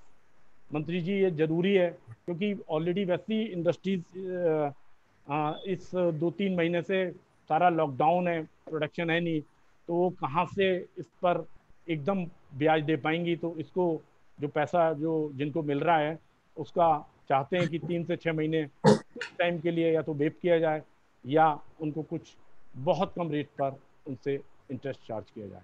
दूसरा 2 lakh crore to stress MSME, 50,000 crore to equity inflation fund, ये बहुत अच्छा welcome step है government का। इसमें भी गवर्नमेंट को बहुत ज़्यादा उन पे कोई बर्डन नहीं आ रहा, बट इसमें ये चीज़ बताऊंगा एन एप्रिसिएटिंग है स्ट्रेस और जो एनपीए यूनिट है उनके लिए, जिसे कहते हैं कि ये एक गोल्डन अपॉर्चुनिटी है, गोल्डन अपॉर्चुनिटीज है। और अगर इस अपॉर्चुनिटीज को इन एमएसएमई ने नहीं बनाया फ्रेंड्स, तो मैं ये कहूँगा कि इससे बड़ा टाइम, जिसे कहते हैं ना अपॉर्चुनिटी एक बार आती है लाइफ में दोबारा नहीं आती, उसको इनको जरूर करना चाहिए अगर वो इंडस्ट्रीज इस क्राइटेरिया को आ रही है। ग्लोबल टेंडर ये बहुत बूस्टर स्टेप है गवर्नमेंट का मेक इन इंडिया के लिए। मैं दोबारा से बोलना चाहूँगा, मैंने सजेशन मंत्री जी से डिस्कस भी किए हैं इसको और मैंने लिखा भी है इस चीज़ पर। मैं दोबारा से फिर आपको मंत्री जी इस पर मैंने ऑलरेडी लिख के दिया है, वो आपको मैं दोबारा से दूंगा। एक ईपीएफ की हम बात करते हैं मंत्री जी, ईपीएफ में सबसे बड़ी प्रॉब्लम यह है कि लॉकडाउन के कारण गवर्नमेंट ने बहुत अच्छा किया, 2500 करोड़ का गवर्नमेंट पे इस पे गवर्नमेंट को देना भी है, बट इसमें मैं ये चाहूँगा कि गवर्नमेंट ने एक स्टिक लगा दिया कि जिनकी 100 एम्प्लॉयज़ हैं सिर्फ और 15,000 तक जिनकी सैलरी है सिर्फ उन्हीं को बेनिफिट मिलेगा। मैं चाहूँगा इस 100 एम्प्लॉयज़ के बैरियर को थोड़ा सा बढ़ाया जाए, जिससे अदर्स इंडस्ट्री जैसे 500 हैं, 400 हैं, 300 हैं, मैं ये नहीं कह रहा कि लाइक आप 2000 कर दीजिए, कम से कम 500-600 एम्प्लॉय वाली इंडस्ट्रीज को भी इसका बेनिफिट मिलना चाहिए और ये फेयर डील होगी। मेरा अपना एक ये ओपिनियन है, right sir. Reduction of EPF rate, इसका भी फ्रेंड्स आपको पता है कि बिजनेस बंद हैं और 3 महीने का फुल सैलरी वो कहाँ से पे करेंगे। 2% reduction would not help too much मेरे हिसाब से। एक और गुड स्टेप कह सकता हूँ, 30,000 करोड़ का जो लिक्विडिटी एनबीएफसी और 45,000 करोड़ का जो पार्शियल क्रेडिट गारंटी दी है, ये भी एक वेलकम स्टेप है और इससे डेफिनेटली हमारी इकोनॉमी पे फर्क पड़ेगा। फ्रेंड्स मैं एक और स्टेप की बात करना चाहूँगा, 90,000 करोड़ लिक्विडिटी जो कि पावर डिस्ट्रीब्यूशन कंपनी को दी गई है। वास्तव में ये एक अच्छा स्टेप है, लेकिन इसके साथ साथ जो यूनिट ऑलरेडी बंद पड़ी हुई हैं और उनका कोई भी काम ही नहीं हो रहा, तो कम से कम उन इंडस्ट्रीज को उस टाइम का फिक्स चार्ज जो है उसका वेवर होना चाहिए। मेरा अपना ये पर्सनल मानना ये है, क्योंकि वो यूनिटें ऑलरेडी बंद पड़ी हुई हैं और हम उनको उठाना चाहते हैं, तो हम ये चाहते हैं कि उनके ओवरहेड भी थोड़े से कम हो। ये एक सजेशन है मंत्री जी आपको, अगर ये स्टेप हो जाते हैं तो ये बहुत बड़ी चीज़ और भी हमारी इकोनॉमी ग्रो कर जाएगी। रिडक्शन ऑफ टीडीएस फ्रेंड्स आपको पता ही है, इस पर भी गवर्नमेंट पे कोई बहुत फर्क नहीं पड़ रहा। जिनका पहले 10% कटता था, अब 75 मतलब 7.5% कटेगा। चलो ठीक है, एक लिक्विडिटी उनके हाथ में आएगी तो वो ज़्यादा स्पेंड करेंगे, खर्च करेंगे, ये गवर्नमेंट का ऐसा मानना है। पेंडिंग इनकम टैक्स रिफंड का फ्रेंड्स, मैं बस ये बोलूँगा जिन लोगों को अपने इनकम टैक्स रिफंड नहीं पे मिले हैं, हालांकि गवर्नमेंट ने एक स्ट्रिक्ट ये निकाला है नोटिफिकेशन कि अगर आपने टाइमली इनको रिफंड के लिए, सीतारमन जी ने भी बोला है, टाइमली आप सारे रिफंड क्लियर करिए जिससे कि लोगों के पास लिक्विडिटी आए और जो उनका ब्लॉक पैसा है वो इमीडिएट मिले। अगर वो नहीं मिलता तो मेरा सजेशन ये है कि 6% की जगह उनका 9% होना चाहिए। कम से कम उनको लगे कि मुझे इंटरेस्ट तो मिल रहा है मेरे ही पैसे पे। फ्रेंड्स, एक बार मैं दोबारा से आपके पास एक और चीज़ लेके आना चाहता हूँ। हालांकि मैंने टाइमली आपसे बहुत सारी चीज़ें शेयर करी हैं। पूरे वर्ल्ड के अंदर 195 कंट्रीज हैं, उसमें से 175 कंट्रीज लॉकडाउन है। लॉकडाउन इन द सेंस धीमे धीमे उनके सिस्टम को खोल रही हैं, उनकी इकोनॉमी चरमरा चुकी है और धीमे धीमे उन्होंने ओपन करना शुरू किया है। आपको भी पता है फ्रेंड्स कि आज के वर्ल्ड के अंदर एक कंट्री का दूसरी कंट्री के बिना काम नहीं चल सकता। अगर अमेरिका का मार्केट गिरेगा तो ऐसा नहीं है कि अमेरिका पे इफेक्ट पड़ेगा, इंडिया पे भी इफेक्ट पड़ेगा। तो ये कुछ ऐसी चीजें हैं जहां पर मैं आपको ये चीजें बताना चाह रहा हूं कि जो ग्लोबलाइजेशन है, जो बाहर की कंपनियां हमारी इंडिया की तरफ देख रही हैं, गवर्नमेंट ने उनको खुद टैप करना शुरू कर दिया है। और अभी मुझे मेरी एक सीनियर फ्रेंड है, he is a IRS officer, उनका मुझे कॉल आया कि दीपक जी कुछ एक इंडस्ट्रीज बाहर की आ रही हैं और आप अपना इनपुट इनको दीजिए, अपनी आप स्किल्स इनको दीजिए, सो दैट ये इनको गवर्नमेंट के बारे में, यहाँ के प्रोसेस के बारे में सारा पता करे। हालांकि गवर्नमेंट डायरेक्ट उनको टेप कर रही है। ये बहुत वेलकम स्टेप है सर। मैं तो इसको ये मानता हूँ कि अगर वास्तव में गवर्नमेंट इसकी अच्छे से, मैं ये नहीं कह रहा कि चाइना की इंडस्ट्रीज कहाँ जाएंगी, लेकिन ग्लोबल इकोनॉमी जितनी ज़्यादा इंडिया पे देख रही है, मुझे नहीं लगता अब किसी और कंट्रीज में, क्योंकि इंडिया ने इस टफ टाइम में अपनी मेडिसिन, अपनी काइंडनेस, अपने आप को ये दिखाया कि वो विश्व गुरु है। विश्व की सबसे टॉप इकोनॉमी, टॉप 5 इकोनॉमी में अगर इंडिया आती है तो वो क्यों आती है? दोस्तों, इसमें प्रोफेशनल का रोल बहुत बड़ा होता है।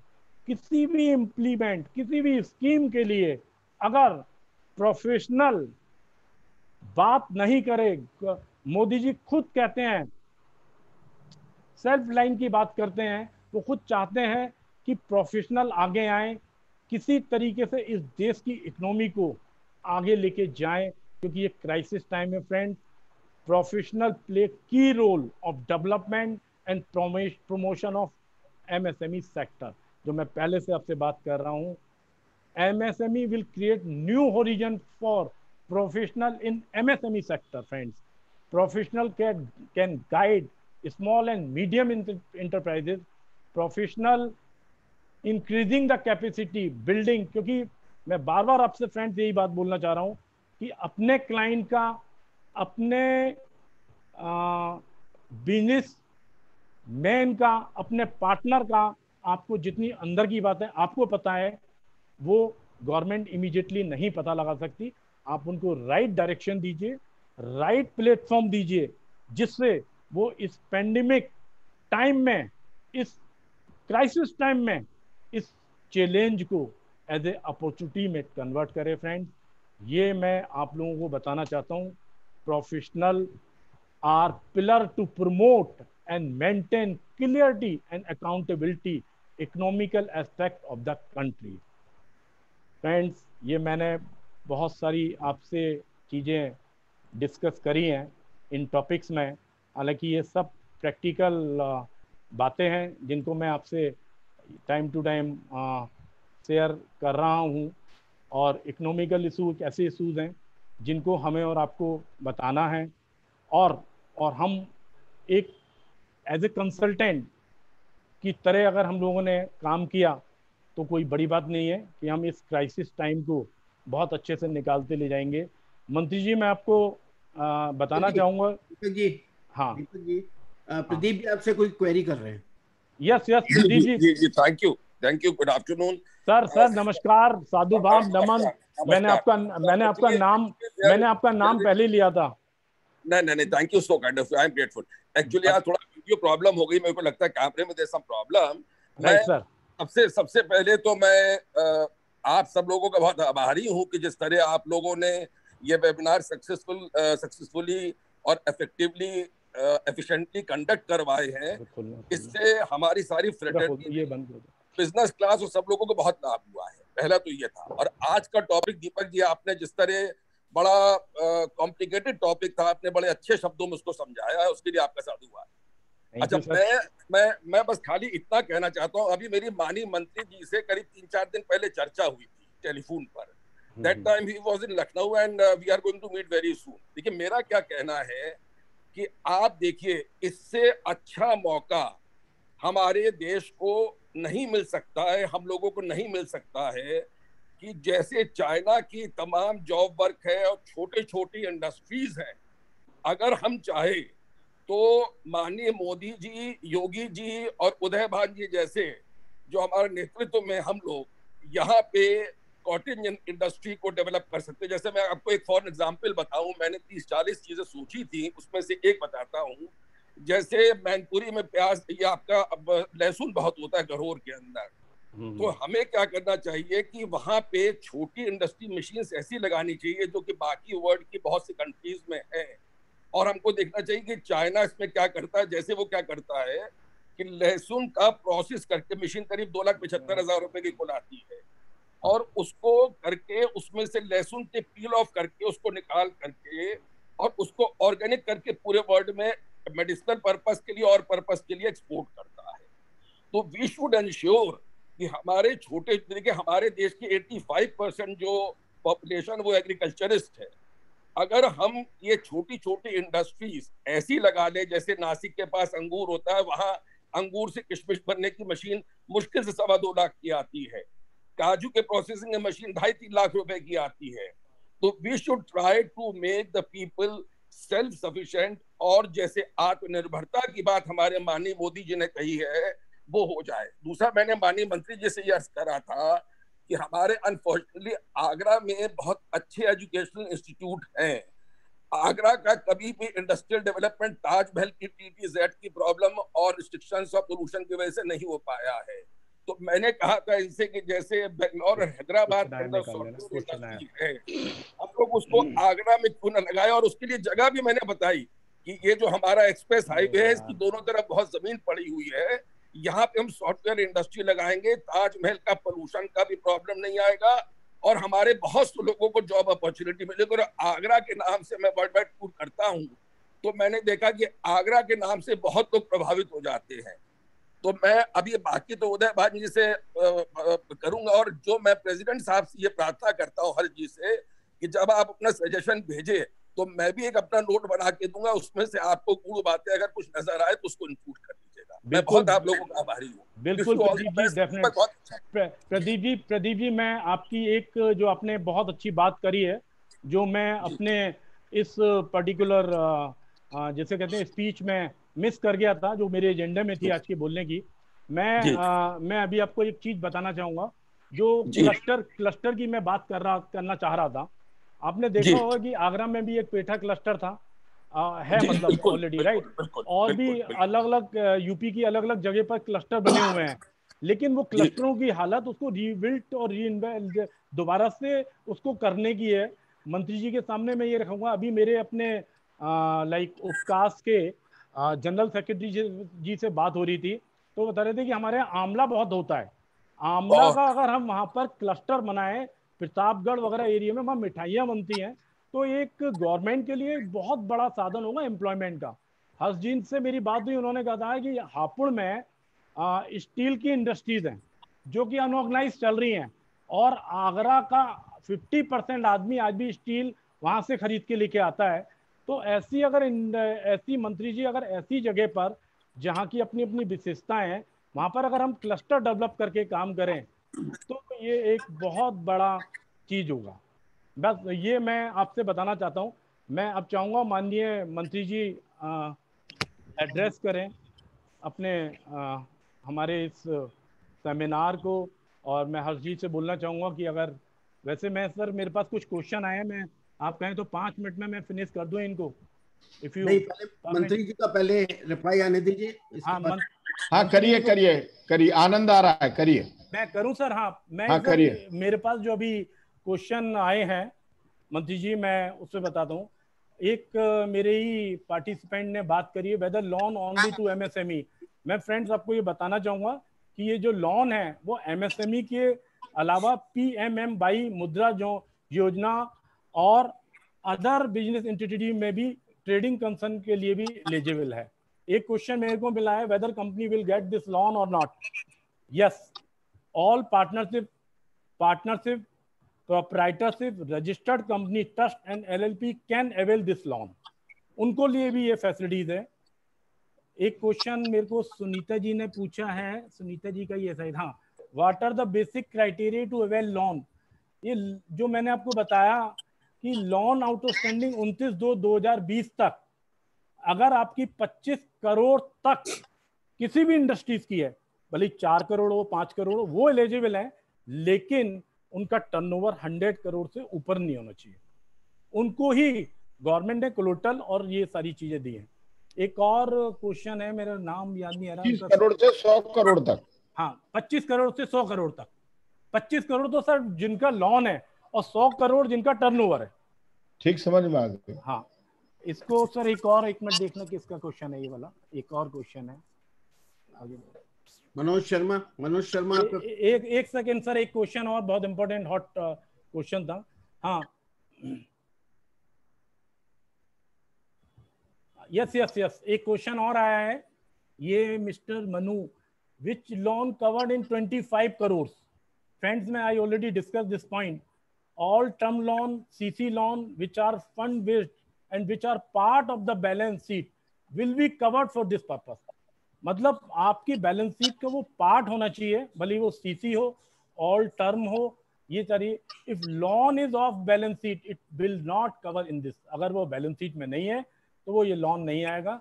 एग्जिस्टिंग मुद्रा योजना loan will be covered in this criteria. हालांकि 2-3 क्वेश्चन और हैं, बट उनके नाम मुझे समझ में नहीं आ रहे। What if my financial for financing 19-20 are unaudited.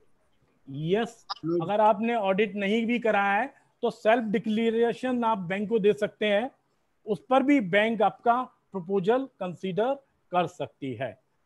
और एक सर और है, what if my firm is not registered in GST. Yes, अगर आपकी फर्म जीएसटी में रजिस्टर्ड नहीं है तो you are not eligible to take this loan.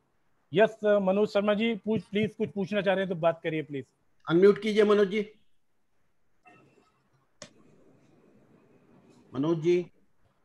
भाई साहब, इसके बाद अगर दिलीप यशवर्धन भी कुछ बात करना चाहेंगे एमएसएमई के ऊपर, जो कुछ चीजें कवर नहीं कर पाई इन्होंने, वो बताना चाहेंगे उन चीजों को। ओके। अनिल वाजपेयी। हेलो। हाँ बोलिए सर, नमस्कार। हेलो सर, आवाज आ रही मेरी? हाँ बिल्कुल आ रही है, आप बोलिए। सर, एक तो ये चीज, 2-3 चीजें पूछनी थी। एक तो ये पूछना था कि सर एमएसएमई रजिस्ट्रेशन और एमएसएमई उद्योग आधार रजिस्ट्रेशन दोनों एक ही है कि अलग अलग है? एक तो क्वेश्चन ये एक ही है। हेलो, हाँ, एक ही है सर। दूसरा क्वेश्चन ये था कि क्या एमएसएमई में जिसने रजिस्ट्रेशन लिया है, जैसे हम लोग जीएसटी में लेते हैं और रिटर्न फाइल करने होते हैं, तो क्या एमएसएमई में रजिस्ट्रेशन लेने वालों को भी कोई रिटर्न फाइल करनी होती है? नहीं करनी होती है। नहीं सर, वो अच्छा, नॉट एलिजिबल। मैंने सर वैसे आपको पूरा रजिस्ट्रेशन प्रोसेस की पीपीटी हर्षित जी को अपनी स्पीच से पहले भेज दी है, आपको वो मिल जाएगी। सर, तीसरा ये है कि मिनिमम इन्वेस्टमेंट कितना होना चाहिए एमएसएमई? देखिए, वो प्रोजेक्ट पे डिपेंड करता है। इसमें मिनिमम इन्वेस्टमेंट आपको पता ही है। एमएसएमई का जो मैं आपसे बात कर रहा था, जो गवर्नमेंट ने अभी डेफिनेशन चेंज की है, उसके क्राइटेरिया के अकॉर्डिंग उस एमएसएमई को आना चाहिए। मतलब आप ये नहीं कह सकते कि अगर किसी का टर्नओवर 30 करोड़ का या 40 करोड़ का, वो नहीं आएगी। सिर्फ अभी जो रिवाइज एमएसएमई की जो क्राइटेरिया है उसी को इसमें लिया जाएगा। नहीं, दीपक जी, इनका क्वेश्चन ये है कि कितना इन्वेस्टमेंट होना चाहिए एमएसएमई में? इन्वेस्टमेंट तो सर प्रोजेक्ट पे डिपेंड करता है। अगर कोई प्रोजेक्ट की वाइबिलिटी पे देखना पड़ता है। अगर 50,000 से भी आप एमएसएमई स्टार्ट कर सकते हैं, 1 लाख से भी स्टार्ट कर सकते हैं। Deepak ji 1 minute, service sector में इन्वेस्टमेंट आपका 10,000 का है, लेकिन but you are providing service, तो आप उसमें एमएसएमई में जा सकते हैं। यस, वो that's why I am talking to you. Service sector मैं कुछ बातें और शेयर करना चाहता हूं दीपक जी, मंत्री जी भी सुन रहे हैं, और एमएसएमई के कुछ फायदे जो दीपक जी ने बताए हैं उनको कुछ ऐड ऑन करना चाहता हूं। ये जो 45 दिन का हमें पेमेंट की कंडीशन है, ये इस एक्ट के सेक्शन 15 में है, और उसमें ये बताया गया है कि 45 दिन में आपको पेमेंट करना है। ये अभी आपका स्टार्ट कर रहा हूं सर। दूसरा इशू बहुत इंपॉर्टेंट है कि आपका जो काउंसिल होती है, अगर पेमेंट आपका रुक जाता है सप्लायर का, तो वो काउंसिल के पास अपना एक प्रेजेंटेशन दे सकता है। उसका प्रेजेंटेशन करने में उसको डिक्री मिलती है, और वो डिक्री आर्बिट्रेशन के थ्रू मिलती है। उसके लिए कोई स्पेशल एक्ट में नहीं है, एमएसएमई एक्ट में ही है, और ये एक्ट, इसकी लिमिटेशन ओवरराइड करती है हिंदुस्तान के सारे एक्ट्स पर। ये इसकी प्रायोरिटी है एमएसएमई की। इसको बहुत इंपॉर्टेंट है, हम लोगों को अडॉप्ट करना चाहिए, एमएसएमई एक्ट को समझना चाहिए और एमएसएमई को अडॉप्ट करना चाहिए। मेरा ये एडिशन था। मंत्री जी कुछ बोलना चाहेंगे? अच्छा, एक बार दिलीप यशवर्धन जी मेरा बीच में करो। अच्छा, दिलीप जी। हाँ, दिलीप यशवर्धन जी, मंत्री जी से। आपके इस कार्यक्रम में सभी सरस्वती पुत्र जो इसमें उपस्थित हुए हैं और सुझाव दिए हैं, उन सबको मैं साधुवाद देता हूं। आप सबका स्वागत करता हूं, अभिनंदन करता हूं। श्रीमान महेश्वरी जी ने यह कार्यक्रम रख करके जो एक बहुत अच्छा विचार प्रस्तुत किया है, उसके लिए भी मैं अपने अंदर के भावों से बहुत प्रसन्न हूं। कोई सीटी लगाकर कोई मूवी देख लो। एमएसएमई विभाग, जिसका मैं सहयोगी मंत्री हूं, ये देश की प्रगति के लिए, देश की उन्नति के लिए सबसे बेहद जरूरी हो गया है। कभी ये देश कृषि प्रधान देश के नाम से पहचाना जाता था, लेकिन आज औद्योगिक क्षेत्र के माध्यम से ये संपूर्ण विश्व का विश्वगुरु कैसे बने, यह सोच एमएसएमई के माध्यम से ही संभव है। मैं एक बात, मुझे आपके इस विचार विमर्श में, जो आज के कार्यक्रम में आप सब लोगों का सुझाव आए, बातचीत रही, उसमें सबसे अच्छा हिस्सा महेश्वर जी, सुन रहे हैं आप? Yes yes sir, I am listening. हाँ, महेश्वर जी,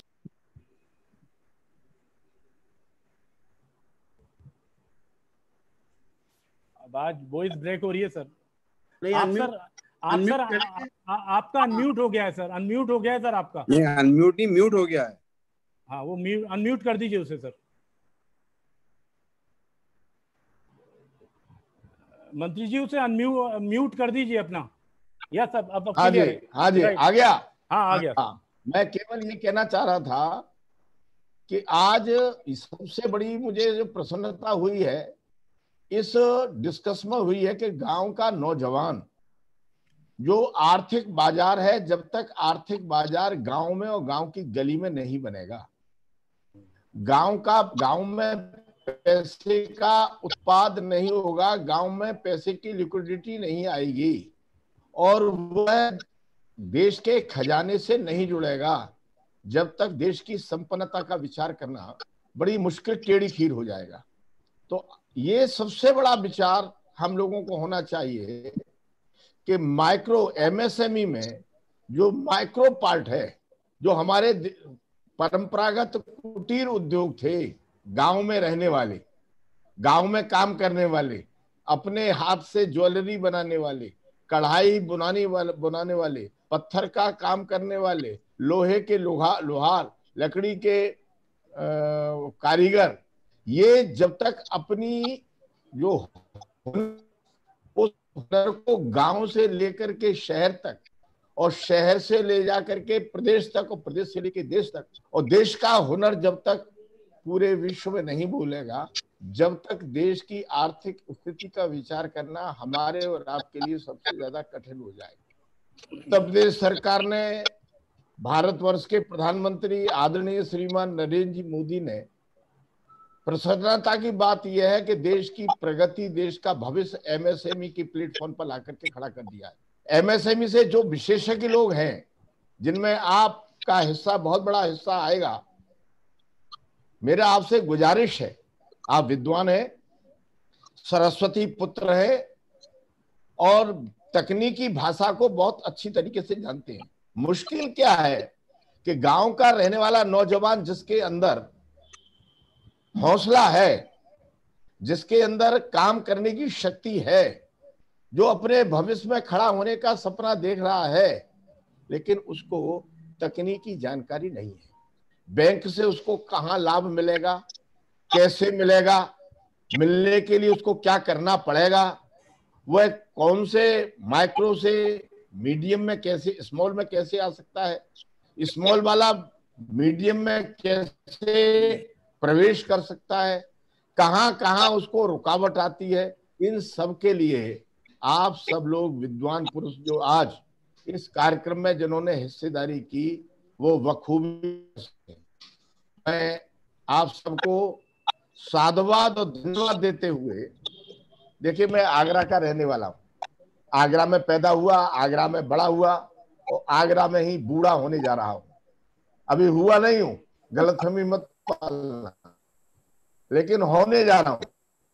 इस आगरा ताजमहल ने ताज ट्रेपेजियम के कारण बहुत पीछे चला गया।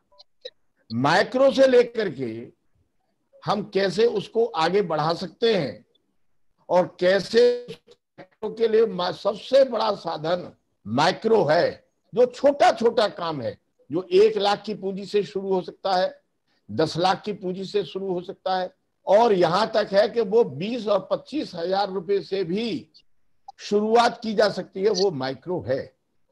माटी कला बोर्ड है, माटी का काम करने वाले लोग कितने आगे जा सकते हैं। मेरी माता और बहन सूत काट करके उसको कैसे आगे बढ़ाया जा सकता है।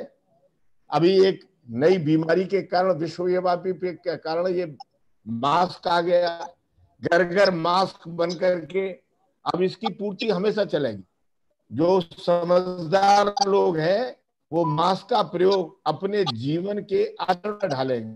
हमेशा हमारा अंगूठा, गांव में हमने वाले व्यक्ति है, कंधे पर अंगूठा रहना गांव के व्यक्ति के लिए अनिवार्य था।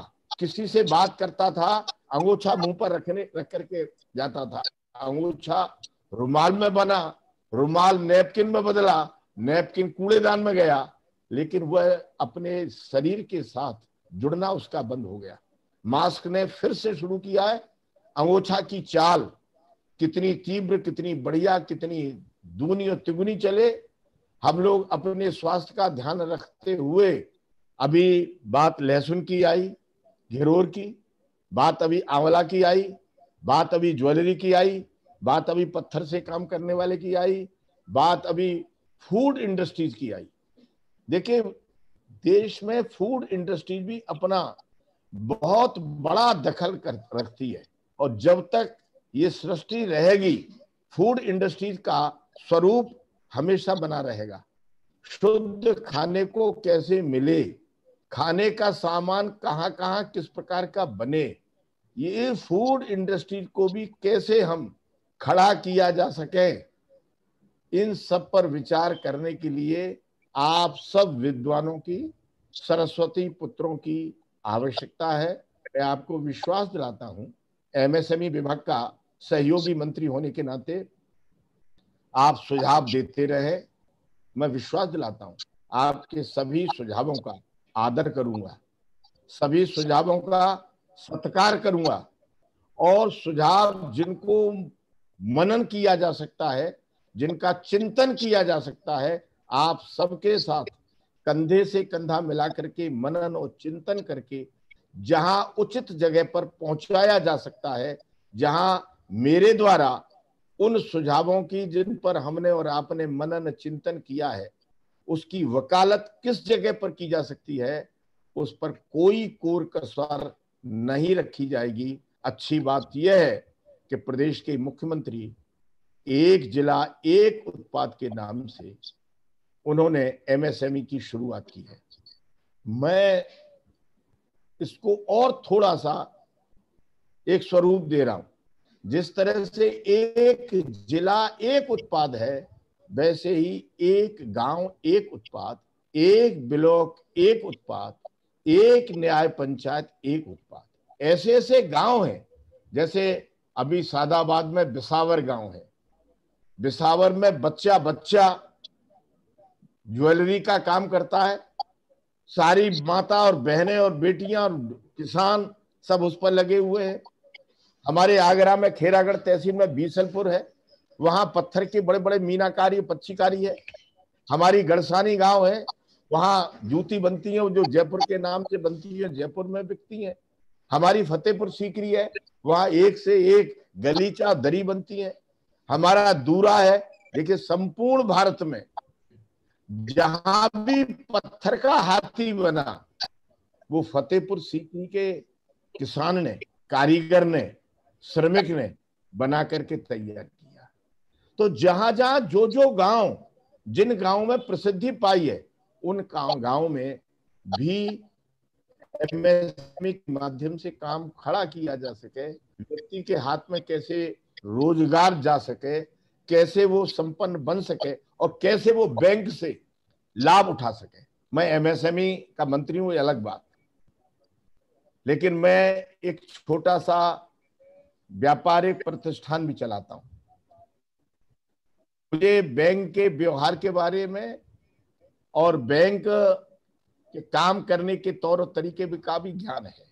आप सब लोग इस बात पर कमर कस लें। मेरे आपसे प्रार्थना है, हाथ जोड़ के विनती है कि नौजवान जिसके अंदर हुनर है, नौजवान जिसके अंदर उत्साह है, नौजवान जिसको अपने भविष्य की चिंता है, नौजवान जो काम करना चाहता है, मेरी बेटी और बहन और माँ घर के अंदर काम करके कुछ पैदा करना जानती है, जो पापड़ बना सकती है, जो टिकिया बना सकती है, जो रोटी से बिस्कुट बना सकती है, उन सबको बैंक से कैसे कैसे काम मिले, आसान तरीके से कैसे हो, इस पर आप चिंता करें।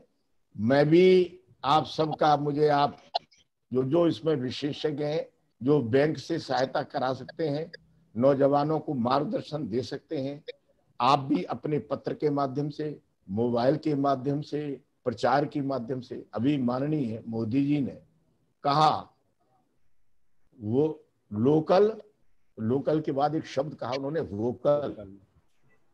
मैं वोकल का अर्थ दूसरी तरह से लगाता हूं। मैं गांव का आदमी हूं, किसान हूं। मैं वोकल का अर्थ लगाता हूं प्रचार और प्रसार। जितना व्यक्ति बोलेगा अपने काम के बारे में, अपने हुनर के बारे में, चाहे वो जिन्स के माध्यम से बोले, चाहे वो समाचार पत्र के माध्यम से बोले, चाहे वो मोबाइल के माध्यम से बोले, चाहे वो हुनर की शक्ल और सूरत के रूप में बोले, उसका काम बोलना चाहिए और वो वोकल होकर के ग्लोबल तक जाए, ऊपर तक जाए, संपूर्ण विश्व में उसका हुनर बोले, गांव में भी बोले, प्रदेश में भी बोले, शहर में भी बोले, देश में भी बोले और अंतरराष्ट्रीय में भी बोले। इसके लिए आप सबको मैं प्रार्थना करता हूं, आमंत्रित। देश के गरीब के लिए आप, गांव के नौजवान को आपकी आवश्यकता है।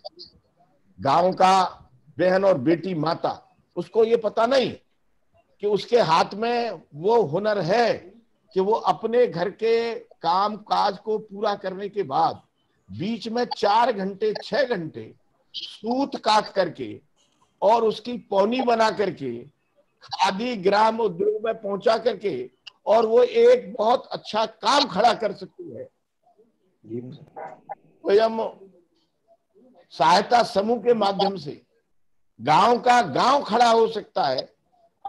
अभी स्वयं सहायक समूह का एस्पेक्ट, उसका विचार गांव की गली तक नहीं पहुंचा। अपनी बात को विराम की ओर ले जाते हुए मुझे अभी, जैसे ही आप मुझे आज्ञा देंगे, वैसे ही अभी मैं लखनऊ के लिए दौड़ लगाने वाला हूं।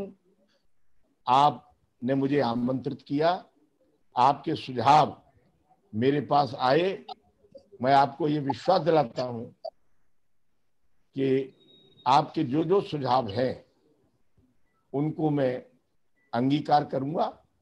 आपके साथ समय समय पर जब भी आप कहेंगे, जब भी आप आमंत्रित करेंगे, आपके साथ बैठूंगा, बातचीत करूंगा और आपके साथ कंधे से कंधा मिला करके आपके अच्छे सुझावों को ऊपर तक पहुंचाने की वकालत करूंगा।